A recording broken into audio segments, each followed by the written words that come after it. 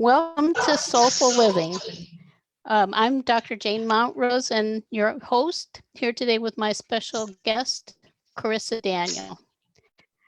And I'm excited to announce today's strategy, which is starting each day on a high note. First, I want to describe a little bit about our show and who we are. Soulful Living provides practical, enlightening tools for creating a more joyful, meaningful, and prosperous life. With 3 decades of experience in whole life coaching and healing, we, my husband Philip and I, are the hosts of Soulful Living. We're published authors, trainers, coaches, and founding directors of IAHP, the International Association of Holistic Practitioners. IAHP is part of Awakenings Institute, a nonprofit organization dedicated to creating a more loving world where the unique gifts that each individual brings are honored and nurtured. Each Sunday, we discuss a single spiritually focused strategy for living more soulfully. As mentioned, today's strategy is starting each day on a high note. We hope you can join us often to start your week off on a high note with some fresh ideas you can use to live more soulfully. And now I'm pleased to tell you a little bit about our beautiful guest here, Carissa. Carissa Daniel is a spiritual coach, teacher, and healer from Trinidad. That's right, isn't it? Trinidad Island? Yes. Trinidad and Tobago. Yeah. Who guides spiritual and personal growth seekers to live blissful, soul-centered lives that profoundly impact the world. She's also a wonderful and inspiring friend. I'm delighted to have her here. Oh, thank you. Carissa is a trained holistic life coach and healer and also has a Bachelor of Science degree in psychology. Her training includes various holistic practices and techniques, including the emotional freedom techniques, neuro-linguistic programming, inner child therapy, age regression therapy, energy healing, and hypnotherapy, to name a few. Just the beginning. That being said, Carissa's work goes way beyond titles, focusing on the life's mission and passion she shares with the world. She is adamant about living what she teaches, and for the past 14 years, she has dedicated herself to her own spiritual and personal growth. Her personal experience, coupled with her formal training, has positioned her to help others gain clarity, heal past wounds, expand their consciousness, and deliberately create a life of bliss, flow, impact, and success. For the past 5 years, Carissa has helped many seekers from all walks of life to awaken and embody their true selves and divine mission, which has empowered them to fully show up to a joyful, fulfilling, and purpose-driven life. So with that, I'd like to say hello, Carissa, and ask if you'd like to start just saying a little more about yourself and why this strategy of starting each day on a high note is important to you. Thank you so much, Jane. It is always a pleasure to be here and to spend time with you and to spend time with Philip and to all of the viewers. Just thank you so much. And I really and truly hope that you receive today. This topic is especially a profound one for me and one that I teach about, one that I encourage, because it is the thing that helps me to really pivot on my journey. So in terms of developing a morning ritual or a spiritual practice or whatever name that you want to call it, self-care, it was something that I dabbled with over the years. So especially when I had challenges. So when there was a challenge, okay, great, I'll meditate and it will be consistent and I'll be looking at uplifting content and reading books. And then of course, I'll get through it and great, and then it will fall off. And that happened for a number of years until one day I just remembered, and I have the visual in my head so clearly, until one day I just remembered, I'm like, you need to stop this, because if it is that it works when you have these challenges, then it will work throughout your entire life. And imagine how impactful it would be. And so I made that decision in that moment about 8 or 9 years ago. I made that decision. And ever since, my practice has been very consistent, but it has changed. It has evolved, right, because I am continuously evolving. So I'm really excited to share more about where I started and then how it evolved over time. Thank you. Yeah, I'm excited too. And that I was thinking about it today, and the same is true for me. I've been doing this for many years myself, and the practice that I have has evolved. And I think it also changes with the kind of a phase that I'm in. And you might Yes. find that too, Carissa. Yes. I think each of us, there's that part from the Bible, to everything there is a season. Yeah. And there are times for us to be more active. There are times for us to be more introspective, Yeah. and just the many, many seasons that we go through. And each one really commands a different approach. So I think we have to be flexible about it and not say, well, this is it. You know, this is the way. And we also evolve, and you don't Yes. know where that's taking you. So I think that that's a fascinating part too. And with that, I'd like to hear what you would like to say about what you use as a practice. So certainly. So I'd like to go back and then I'll come forward because Okay. The practice that I started with, I learned it from Hal Elrod. And anyone who is on the call who's listening, from my clients or friends, I say this so often. Whenever whenever I'm working with someone, the very first thing I will encourage them to do, get yourself into a practice. And this is the same practice that I started with over 9 years ago, and it's called SAVERS. So it's an acronym, SAVERS, and it is from the book Miracle Morning. And in that book, sorry? I like that name. Yes, Miracle Morning. And in that book, the author, Hal Elrod, he discovered not so much of a secret, but what he did is that he made it so simple. He said that he realized every time he would spend time investing in himself in the morning and getting himself right in the morning, that it will show up in his day. And so he practiced, and then he wrote this really amazing book, built this really amazing community called the Savers Community. And so it's really, really amazing because it only takes 1 hour for each activity, which makes it even more impactful. So the guide is 10 minutes for each activity. So the first, the S, it represents silence, prayer, meditation, probably some breathing, whatever feels good for you, an affirmation, or using powerful questions, whichever one feels good for you. So that's the A. The V, visualizations. So spend that time visualizing whatever it is that you want your day to look like, or whatever it is that you might be. The A is visualization? A, affirmations. Oh, affirmation, I missed that. I'm writing it down. V, visualizations. Yes. So you spend time visualizing what you want your day to look like, or if there is something you're working on creating, visualize it. E is exercise. So you spend 10 minutes doing some kind of exercise, whether or not it's walking or some yoga or some HIIT training. R is reading. Now, for those of us who don't really like to read a physical book, we have audiobooks, right? Or we could look at some uplifting content.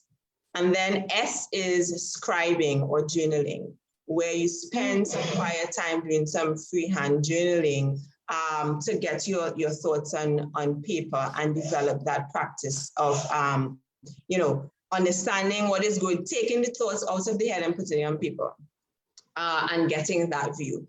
And so that is the practice, SAVERS. It's so simple, it's so easy, 10 minutes every day, 10 minutes per activity every day amounting to an hour. And it is recommended that you do it around, very early in the morning so you won't be disturbed. And this is usually for persons who are new to our practice. It's always something that I recommend. Hi, sweetheart. He's bugging me.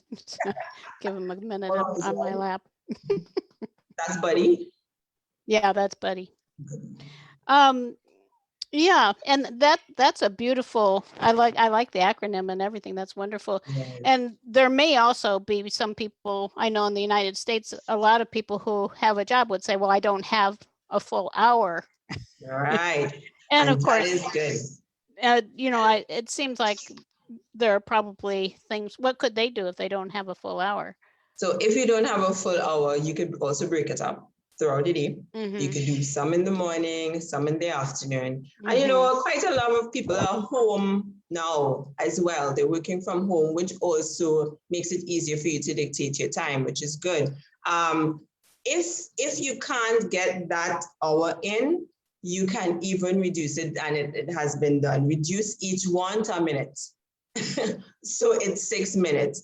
And be flexible, as you said, be flexible with it and see what works for you. But the beautiful thing is a framework in which you can develop the practice, and then over time allow your inner guidance to guide as to what you might then switch out. Because while I have started with this, as I said, my practice looks so different now, but there is still some elements of the savers routine. Yeah. So how has it evolved now? So now, well, in this current season, so one of the pivotal aspects of my practice is what I learned from you and Philip is the soul centering process. That is like my go-to every day. And what that essentially is, you get to connect with your soul in this really profound way. You get to balance your energy and really come into alignment with your true self. And since I started that practice, is what, 3 years now, I think? Probably, yeah. Wow, yeah. 3 years now. Again, my life has really transitioned and catapulted in terms of me seeing myself as a spiritual being, having a human experience, and seeing how, the shift in that race is, I am a human and I'm having a spiritual experience, which, I guess for most of us, we probably would have had that perspective. But then the shift in it means that there is a bigger part of me, there is a higher self, and I want to be connected to that higher self and bring that into my everyday human experience. And so the soul centering process has really and truly helped me to ground more firmly into my higher self, my soul, whatever term you want to call it, and operate from that place and bringing more of that energy into my everyday life, which is amazing. Right. Yeah. And that's what I've found too. I think, well, as you know, that's the focus of my practice. It's not the only thing I do, and I'm going to describe also what I do now, which has evolved over time too. But it was many years ago. I've actually been doing soul centering for 30 years now. And Wow. it was based on it actually occurred based on having a desire to have access to my own inner wisdom. Yeah. And the thing that it changes is what it does is it brings you into the center of yourself in a very real way. And also it does provide guidance. You can hear, on a more spiritual level from your guidance, the truth of who you are, as Carissa was saying, as a spiritual being who's having a physical existence, and how wonderful you are. I think that's a really important element for just about everyone. Yeah. And I don't include exercise actually as part of my practice. When I get up in the morning, exercise is one of the first things I do after I have my green tea and wake up a little. And then I have something to eat, and then I do my soul centering. Actually, then we walk the dogs, which is nice too. And preferably we do it as the sun is coming up. So for anyone who has that opportunity to actually walk and either gaze at the sun, and I would suggest, if you're going to do that, to read about it because you need to do that very carefully. But just if you get up around the time of sunrise and you can walk and just take in the sun and the morning, because the sun is our source, it's representative of our source. So that's very powerful. anyhow, and then I do my practice, which I actually started differently now. And I didn't used to do this part of it at all. And then I did it as I would start by writing a to-do list. And the reason for doing that is because there are always a variety of things that could be done in a day. And sometimes it can get very overwhelming because you think, well, I should do this, all these different things. And if you can actually narrow it down, Yes. and narrow it down in a way, if you have a regular job, I think it might be more prescribed, but I narrow it down in a way that it actually is very realizable, even maybe like too easy, because you want to set yourself up for success. Yes. So this is an example of one actually from earlier this week. And now instead of a to-do list, I call it my intention for the day. That. So my intention, I usually have around 3 elements on my intention list. And I look at it from the perspective of life being a game, and you make up the rules, so make it easy.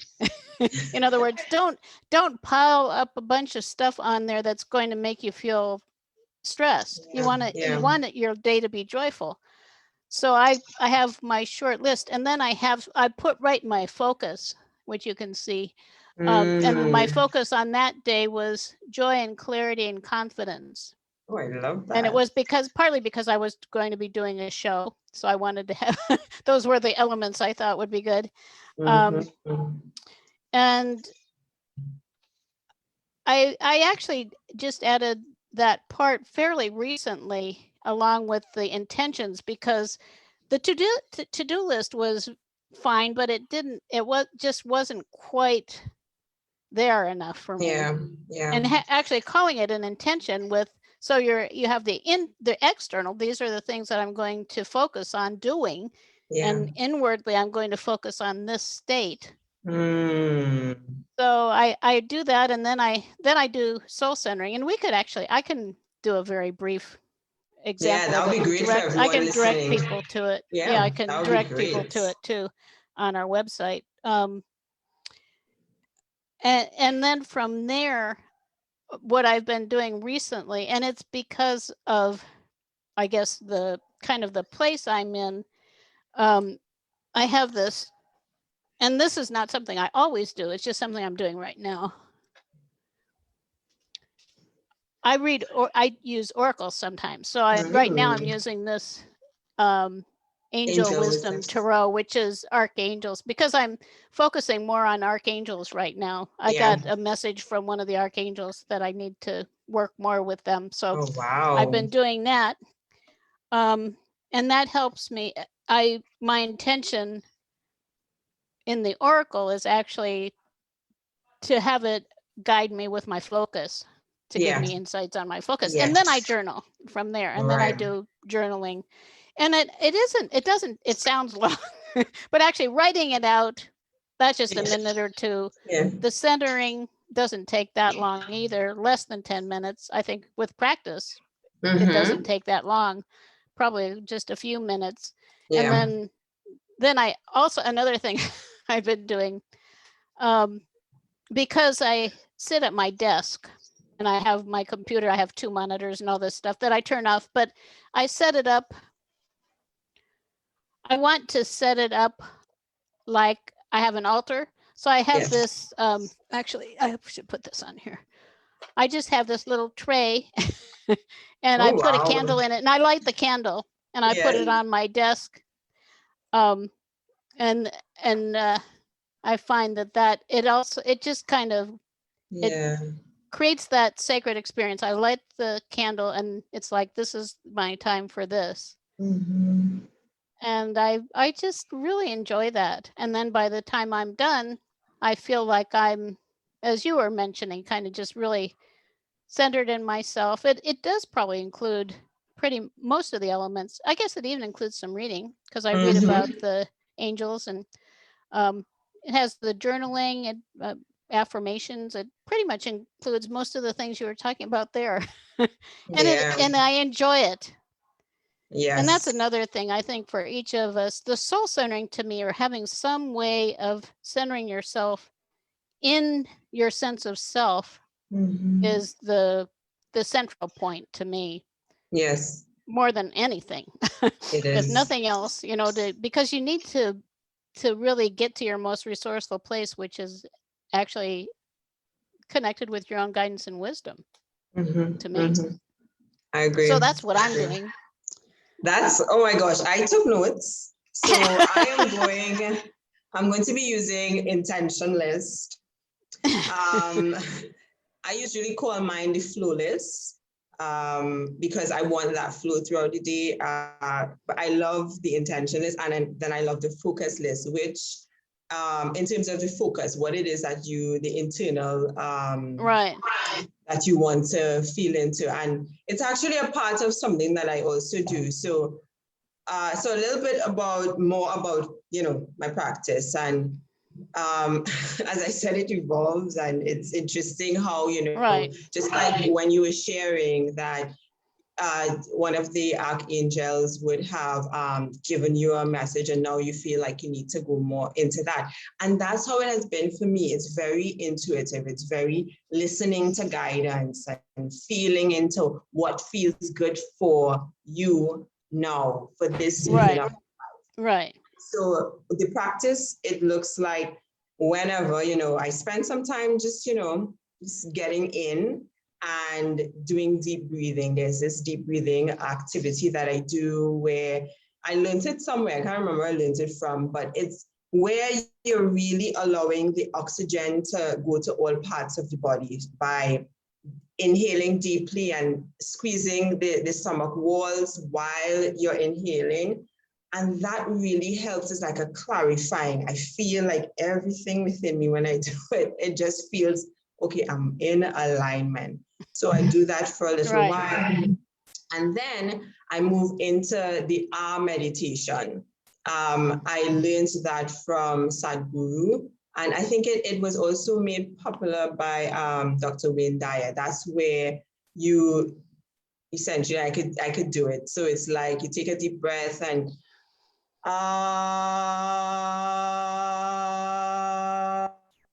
until all of the air leaves your lungs. And it feels so nourishing. So the fortunate is that, that's the sound of the first sound of the universe. That first sound, so that when we do it, what you'll notice is that you're feeling the vibration along your chakras, and it's meant to kind of wake up the energy system. And so I will do that I'll do it for 8 rounds, 8 times. And it feels, again, it's always about how it feels. And we want to always... and that's the important thing. Yeah. Yes. Tune into how it feels for you. And, it's about, you could try it. If it works, then take it. If it doesn't, throw it out. So once I do that, then I do a grounding exercise. So it's, as I tell, it's bits and pieces that I've taken from different places. A grounding exercise from Jeffrey Allen. He's an energy teacher. And it's really and truly to help me to ground my energy into the earth, because I could be like all up here. Yeah, me too. I'll just be all up here, all up top level, and all of the lower stuff not getting focused on. So I had to now learn how to bring the energy, more of the energy into my body, and then ground it in the earth. And so I've been doing that for the past few months, and it has really, really been effective. And once I do that, I then move into heart opening meditation. That's something I started about a month ago, because I know I wanted to work on my heart chakra. I was told that I did some Reiki healing, and I was told that my heart chakra is a little bit closed. And so I wanted to open it up, and I started doing a heart opening meditation by Kristen Marie Sheldon. And, it's easy to find online. She does a lot of work with Mind Valley, heart opening. And so I have been experiencing the power of that. And again, what that does is that you're connecting to higher source, and you're bringing that energy down into your body, down into the earth, back up into your heart, and then you're just opening and opening your heart center. And so once I'm finished with that, then I go to the soul centering, because I just the flow of it is just so beautiful. And with the soul centering, I focus on balancing my energy and bringing back any of the energy I may have left somewhere else, and sending back energies and just coming back into myself. And then once I'm finished with that, then I connect with my angels and my guides. I call all of their names because I want to just honor them, thanking them, and just, tuning into them. So the prayer that I use is, thank you, my angels and my guides, and I am open, receptive, and available too. And I call all of their names, all 20 of them, and connect with them. And then I just, spend some time in silence, just waiting if there is anything that wants to come through. And I then bless people in my life, and then I bless the planet, I bless humanity, I bless the cosmos. And then I'm done. And then that's beautiful. To stretching, so that I exercise in the evening. So I'll spend time stretching in the morning to awaken the body. And then I go drink some water. And I try to get some sun. I try my very best, because I need some sun to go out onto the porch and get some sun. And that would constitute my practice, my current practice. Yeah, it's beautiful.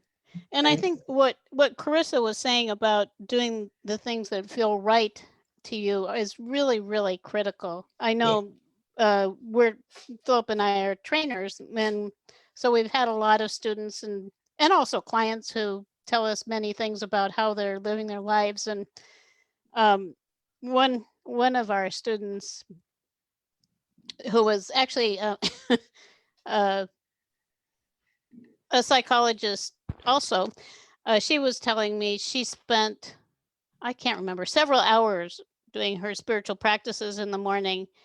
And she kind of described a lot of different things, and journaling and many different things. And I asked her, well, is that bringing you in touch with your true, your own inner wisdom? In other words, is that bringing you in touch with yourself? And she said, no. And I think that there are a lot of meditative practices and different practices that actually don't include that. But it really, to me, is the central part of it, is having that access to divine wisdom and to your guides and all of this, the resources that are available to you. Yes. So, and it is, that to me becomes like dogma, which is why having that test of, well, is this inspiring me? Is this exciting me? Is this actually benefiting me? Is so important. And if you're doing a practice and you can't actually figure out why, except that somebody told you should, I would question it, because it is very important time that you're spending. And I know another one I think of often is a person who was not a student of ours, but a friend, and she had been a meditator for many years.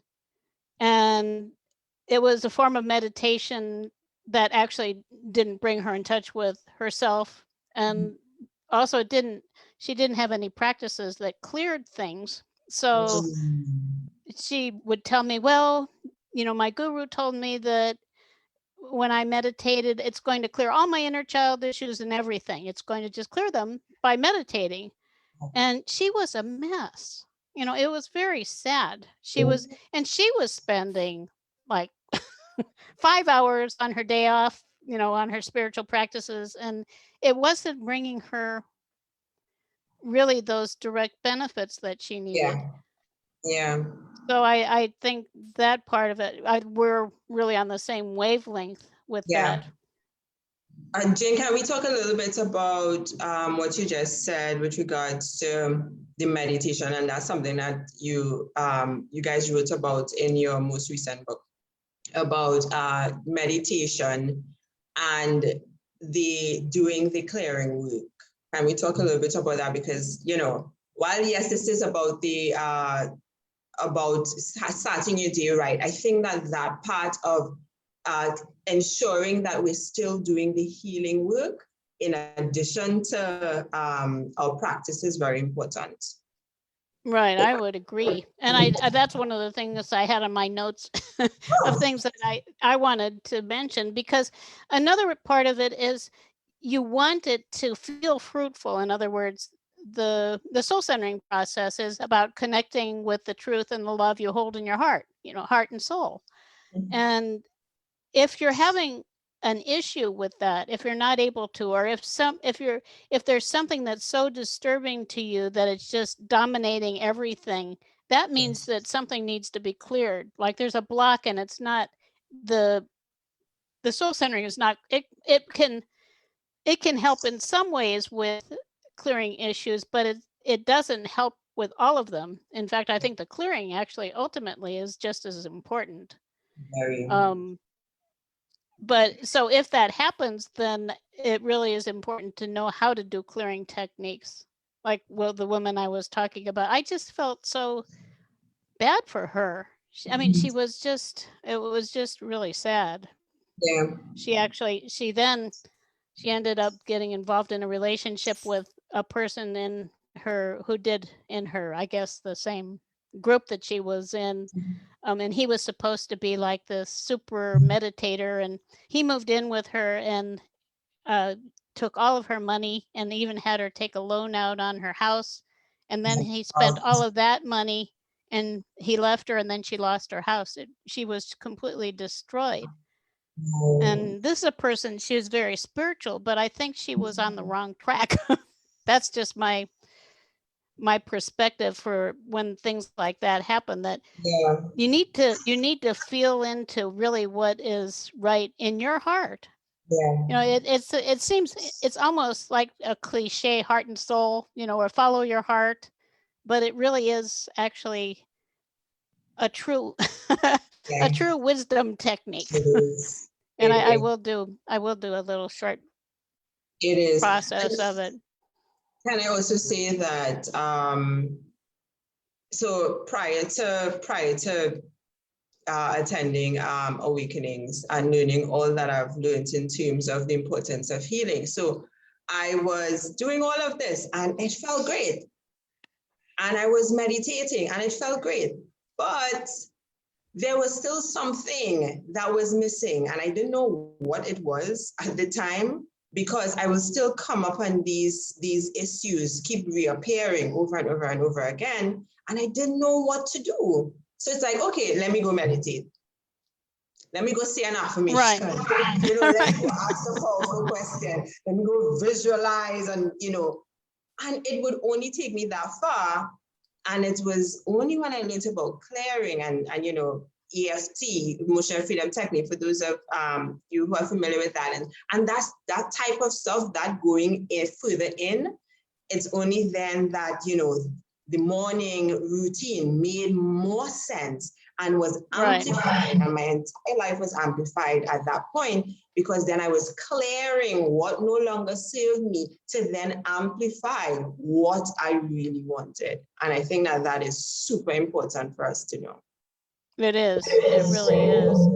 And I have another example of that too. Philip actually, he did a process, and this was in a demonstration in front of a group, with a woman who she had a partner. They were spiritual. They had some kind of a spiritual business that they were running together. And she had a woman who was her partner, who actually ran off with all the funds apparently and left. And it was more than a decade later that she came to do, to do this. It was EFT, I think, to do this process. And she had been suffering this whole time with it. It wasn't any better. She meditated every day. And then Philip did EFT with her, and within 10 minutes, it was gone. And she was fine. And it's not always that simple. And I think actually, if you really get into the healing work, it goes into great depths that are very rewarding for understanding yourself too. Yes. Yes. But there are many things that you can clear fairly easily. And of course, I think the more you can do, the better, because it's so valuable and fascinating. We're so fascinating, all of the things that are going on inside of us at a deeper level. So EFT is one way of doing it. That's something that we actually teach, and we have courses and books and things on it, and many others, many other techniques. But it is an integral part of it. It is. It goes hand in hand, And like I want to just like put on the line there that we need to be doing the clearing work as well, to clear away the stuff that no longer serves us, because it will keep popping up. The meditation and the affirmations, all that we do, it is going to help, but it's only going to take us this far. When we really want to be able to, live fully and to really express our divinity and who we are as spiritual beings. And so we have to do that clearing work. We have to do that. Yeah, and be joyful and blissful. Yes. I love it when I wake up and I'm blissful, and Philip and I go for our walk and I'm just like, oh, blissful. It's really wonderful. I wanted to add a couple of things that are just, they're details, I guess, it's my daily spiritual practice. One thing, because I have this office that I work in and also do all of these other things in the evening, I usually have the window closed during the day. We're in California, in a place that it isn't necessarily possible to have it open, but I usually open the window in the evening for a half an hour or so, just to get fresh air, to make sure that this room has fresh air in it. And I think having fresh air through, of course, where you are, you probably get lots of fresh air and ocean air. I do that, which doesn't take much time. And then another thing that I do is in the morning, before I make my breakfast, I come in and I put on some kind of healing music, like some of my favorites are ohms at 528 hertz. They're supposed to clear everything. So I put on that, or I love Tibetan bells too. I just put that on and let that work on the energy in the room before I come in to do my meditation and other practices. And then when I come in, that's what I'm hearing. I usually turn it off at that point. Just, that's my preference, because I like the silence as I'm doing my soul centering and such.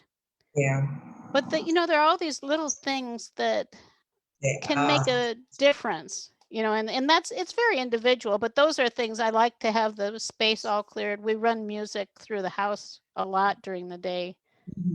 And if you have YouTube on your computer or on a phone, or we have several Kindles in the house, just you can play music so easily. Yes. And there are many of those meditative kind of musics that I find, actually, to me, something simple like an ohm or a Tibetan bell, something that doesn't have a real, I'm not looking for a tune. I'm just looking for something that's going to harmonize everything. Right. Yeah. That is important. I'm the same. We are always having frequencies playing in the house. Just like yesterday to today, I was just playing Om. What's the name of it? One of the Ohms. That it just that peace and that calm was just washing over. And it was, it's in the background. It's right there. I don't hear anything out here in my bedroom. And it's just washing over. And, the frequencies there's so much science on it now that shows the various frequencies, how it affects our brain waves. And of course, that then affects our mood and affects how we are able to show up. So that I will definitely ditto that in terms of using these frequencies and seeing, how does it feel for you? How does it feel for you? The other thing that I use, and I have them right here, I use my crystals, and I know, Jane, you use your crystals a lot too. Yes, I have them. I always have my crystals nearby. This is my favorite little crystal that I have on my desk. Can't see how wonderfully it sparkles, but it's very sparkly. What is it? I love. What's that? Quartz? No, I can't remember the name of it right now, but it's not a quartz crystal. It's a slightly shinier one. Okay. And I like this. I also have this celestite heart, and celestite is a special stone. It's actually a form of sodium. Just I mentioned that because if you give it to a dog and they chew on it, it actually will melt. but it clears the energy in a space. Yeah. And it also clears stones. It's a really wonderful thing to have. And hearts, I highly recommend hearts. You love hearts. As you can tell. Yes. Yeah, so those are some of the things, to amplify your experience. I use sage a lot, in the space, and incense burning, because we want to be able to set that mood that makes us feel good. And I think that is the most, that's your measure. That's the measure right there. How does this make me feel when I'm engaging in it? Because once you're feeling good, that means that your vibration is high. And once you're vibrating, and that's the goal. Once you're vibrating at that high frequency, then of course we're living in possibilities, and that's where we want to exist and continue, serving from and showing up from and just living a blissful, wonderful life. Right. And it is having like the stones and the things that you have around you, things that are uplifting, make you feel happy. I have this, these kinds of, this is supposed to clear the energy also, but I have all these kinds of things around that they make me feel good. Yes. And Philip gave me this little thing. Make my heart sing. So I have that on my desk. And a couple other, I think, big, just general things, I think, for each day, I think are very important. One is not to take your focus off of things that you can't change, because it's very easy to get, especially now with all the political stuff and everything, to get hijacked by it, and it can really affect your energy for the day. I don't know how my name got changed to Philip. I don't know. I guess I restarted. My name is Jane. Anyhow, that's one, is to let go of the things that you can't change. And for all of us, there are many things during the day that could sidetrack us into something, and really bring us down. Another one is don't sweat the small stuff.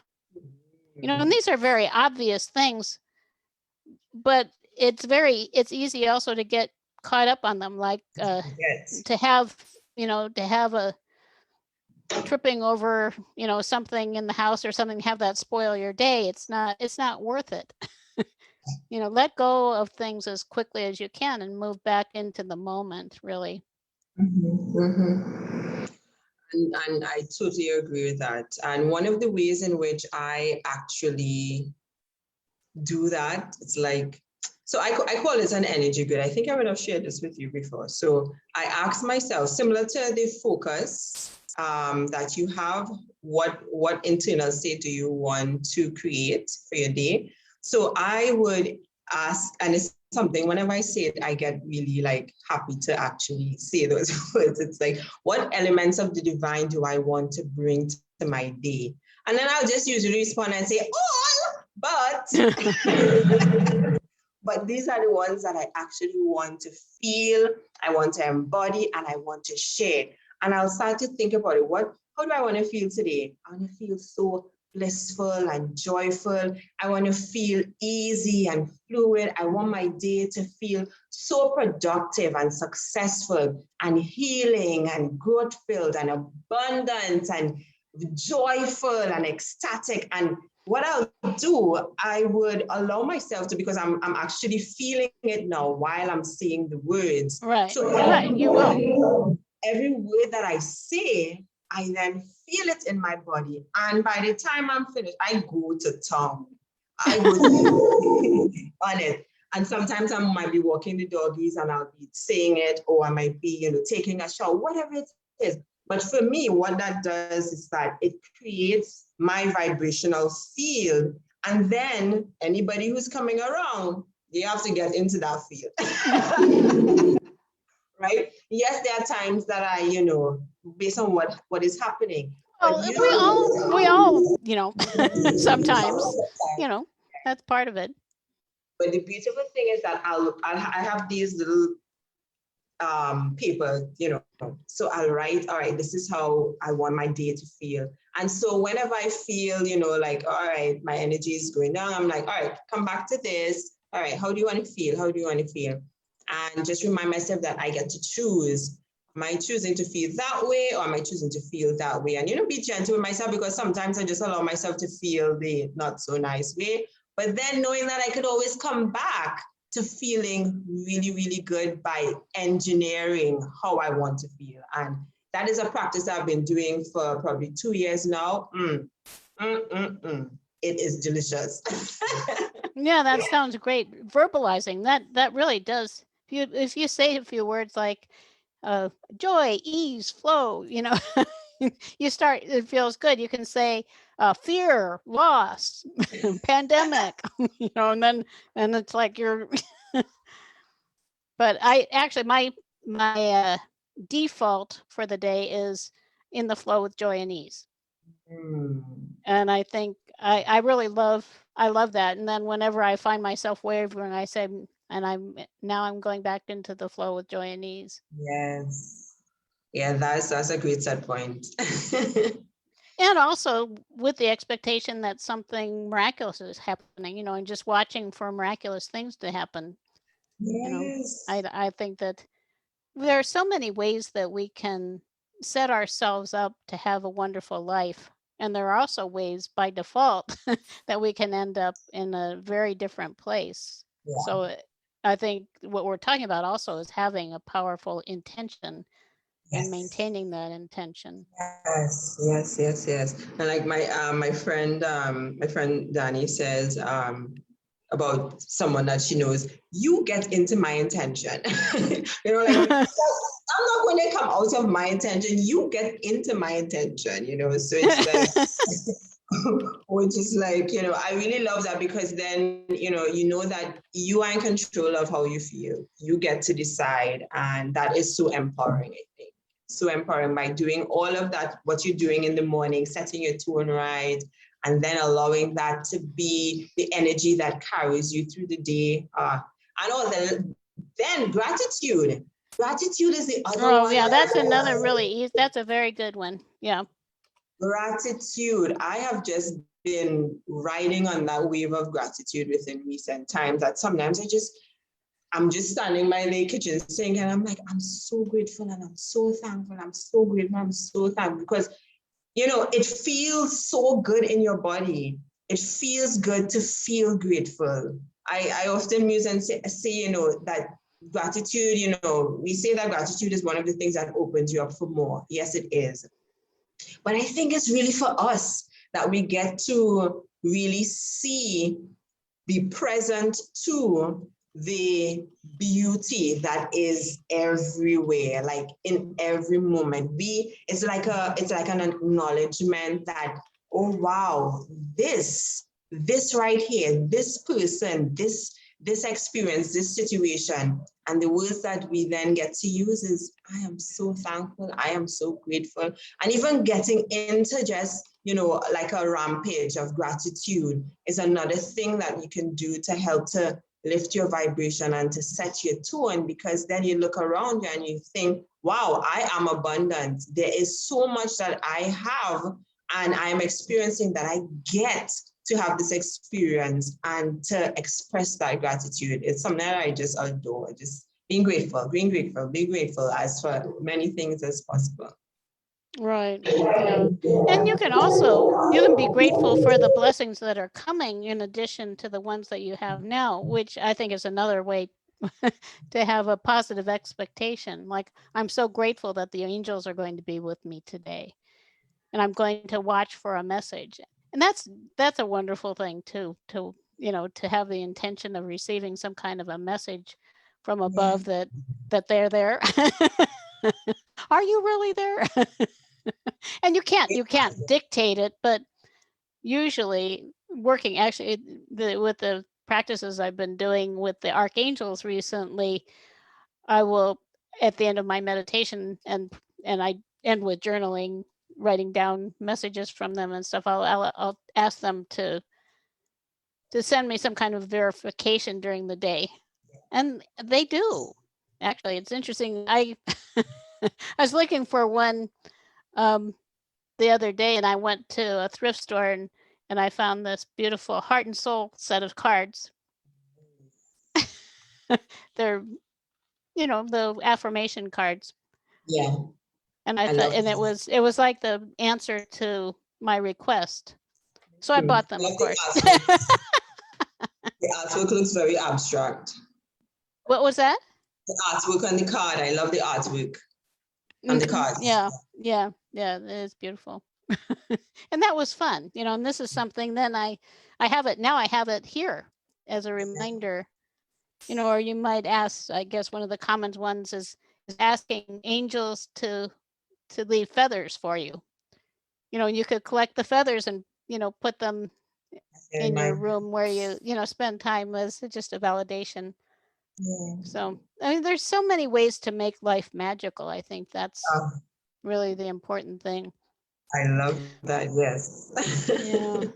Yeah, and I'm not sure that we actually have time to do the soul centering, but I want to tell people where they can find it. Unfortunately, I don't have the tiny URL handy. There should be one somewhere. But our website is, what was that? You can probably put it in the post of the Facebook once you post the video. Yeah, if I can find it. But for now, I'll just say gettingthrough.org is our website, gettingthrough.org. So it's gettingthrough.org/life-coach/self-coaching. That's why I don't like doing this.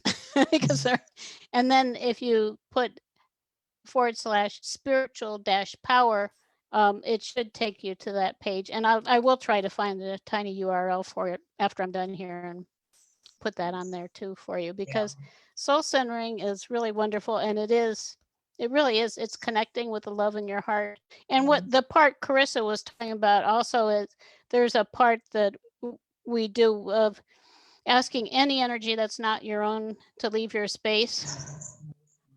And it really makes a difference. Your intention is powerful if you use it.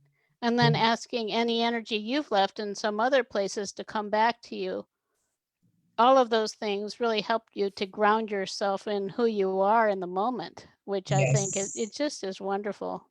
It is. It is very powerful. I swear by it. Well, I've been doing it for all these years, and variations and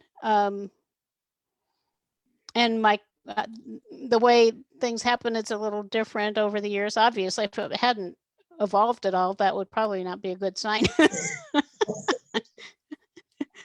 But it is. And then when you do that, then you can also during the day just remind yourself to connect with the love in your heart and breathe love. If you find yourself in a momentum, also just breathing and breathing a little love into your heart. You can even tap on your thymus gland, which is right here. That's your life energy. Breathe love in there. You find, you can bring yourself back. Yeah. So I think momentums that's something to really be watchful for, because momentums, you're not there. You're somewhere else. Exactly. So yeah, beautiful. Yeah. Well, there's so much. We've just about completed a full hour here, so I think we're coming to the end. Do you have any final suggestions? My final suggestion would be what I started with in terms of, if you are now developing a spiritual practice, to explore, what will work for you. I will always suggest the savers because it's just a, it's so concise. It's a good guide. And then But you do the soul centering as that meditation part. Right. There you go. Because you want to connect with who you are. I think that's a real key. I love but that. I love that. I love that savers. You said that. Yeah. So the soul centering, swear by it. That could be the meditation that you do, and that would be a starting point. But let your heart guide you. Let your heart guide you as to what it is that is going to serve you now, even if you're starting off. And then be patient with yourself. It's not gonna happen right away. That's why it's called a practice. And just be consistent with it and allow yourself to develop it naturally. And always think about your why. We say engage in a morning ritual or a spiritual practice. But what is your why? Why are you doing it in any event? What is the whole purpose of it? And when you get clear on what your why is, then everything else then aligns to that. Why am I doing this meditation? Why am I doing the meditation?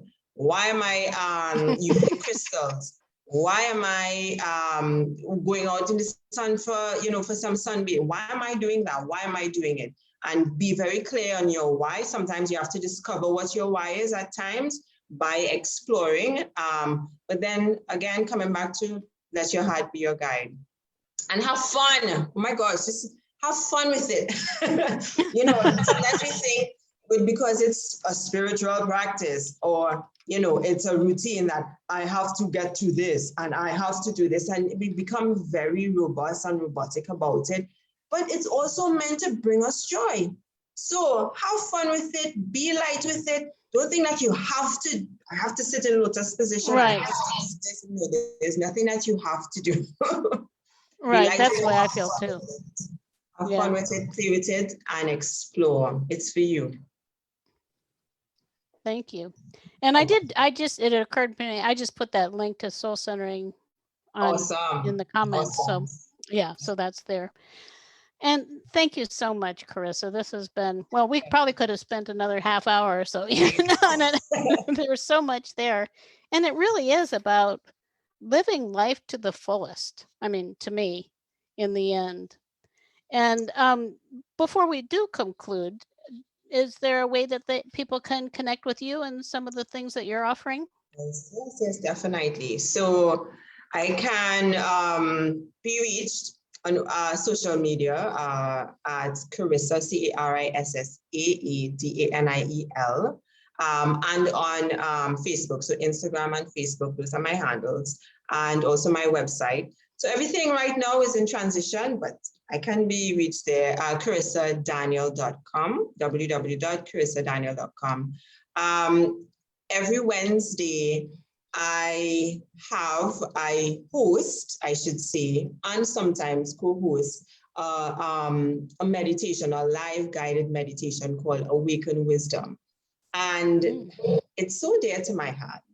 It's so dear to my heart because I get an opportunity to really help persons to heal, to grow, and to expand. And not only me, we have guests as well who come onto the platform to offer their contribution and their specialties as well. So that it's Wednesdays, every Wednesday on Instagram Live at my handle, Carissa, with an extra E, Daniel, at 6 p.m. AST time. And every week we have a different topic. So the topic that we're going to focus on for this Wednesday is healing generational trauma.